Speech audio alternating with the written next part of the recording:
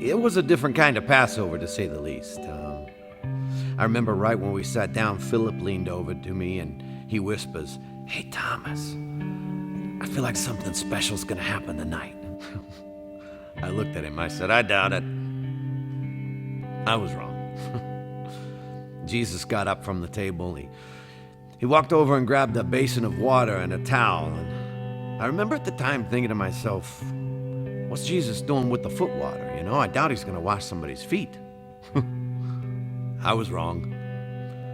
He knelt down and began to wash Bartholomew's feet. Bart just sat there. He didn't say anything. He didn't move. None of us did. Jesus finished and went on to James and Andrew and the rest of us. I remember at the time thinking, this is so strange, yet wonderful. And then I thought, I doubt anybody's going to say anything right now. I was wrong. You know who broke the silence?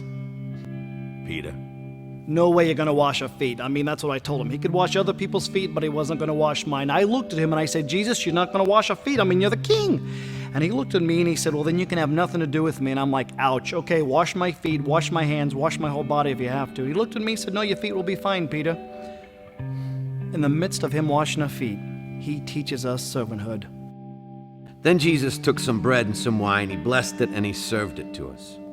He said it was a new covenant with his blood. And he said, tonight, all of you will lose faith in me. I remember thinking right then, lose faith in you? Never. But I didn't say anything. I just sat there.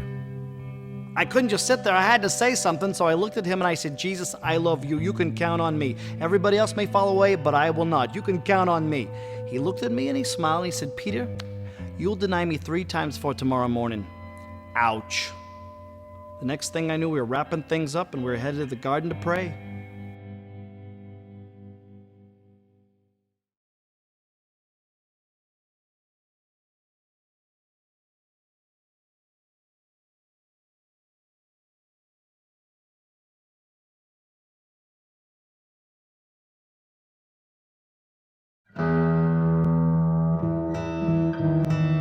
Once we got to the garden, it just got crazy.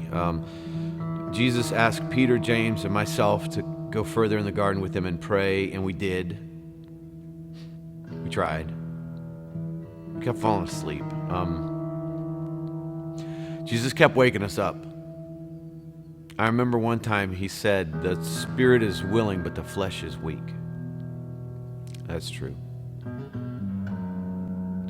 It's all a blur. And I think this whole mess got started because of Judas. Did he really think what he was doing was right?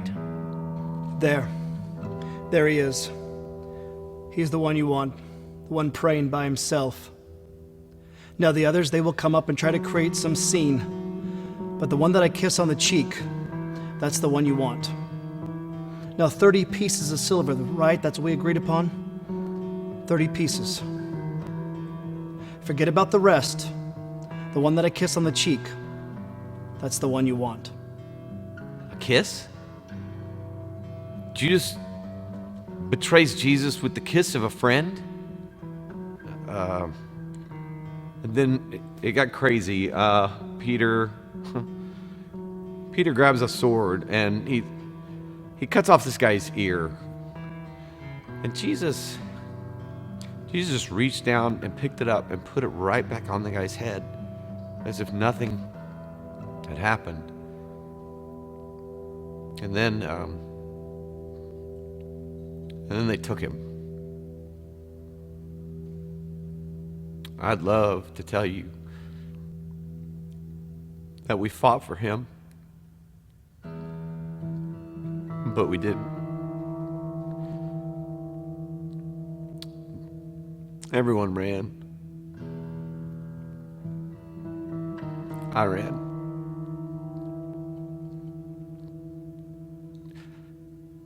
I'm so ashamed.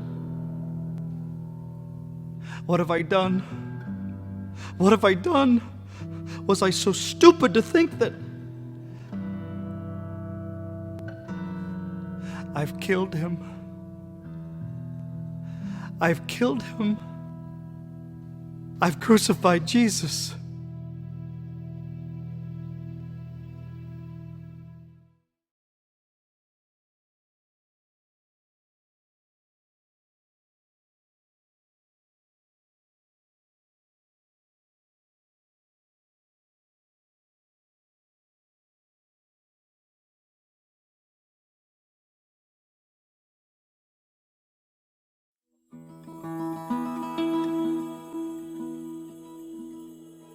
I crucified Jesus.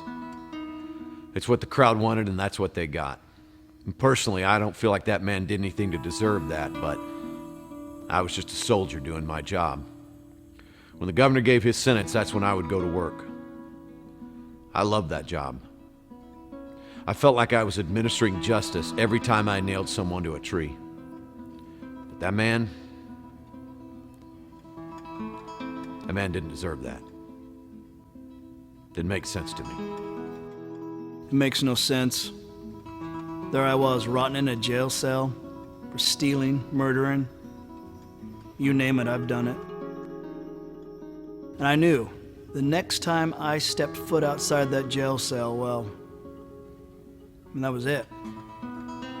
So the guards, they came and got me, and they put me beside this guy that was beaten to a pulp.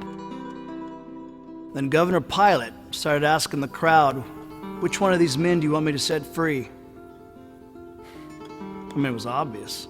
I mean, the crowd, they're going to say, let Jesus go. And then I was going to tell them where they could go. And then the crowd, they started chanting Barabbas. I mean, they were saying my name. They were saying my name over and over and over again. The guards, they threw me to the crowd, and they took Jesus to Golgotha. I mean, one minute I am a man marked for death, and then the next I'm free. It made no sense. So I followed him all the way to Golgotha. I was stationed at Golgotha that day. We just raised the second criminal when they brought him to me.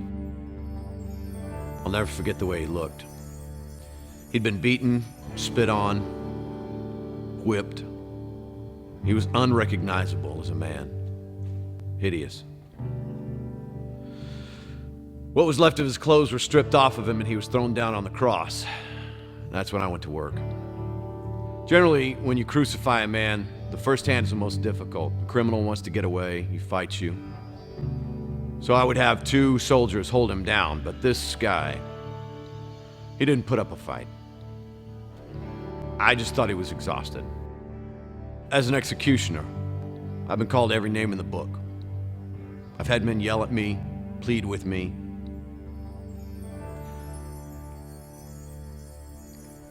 But I wasn't prepared for that. He looked at us. He looked at me. And he said, "Father, forgive them.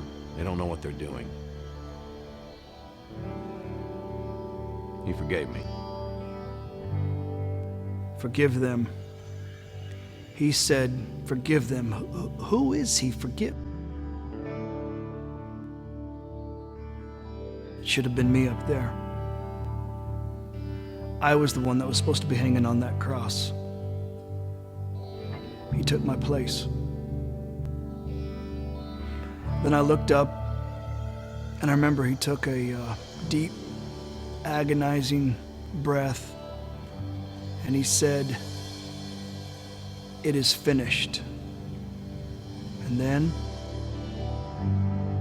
he died. Surely, this man was the Son of God.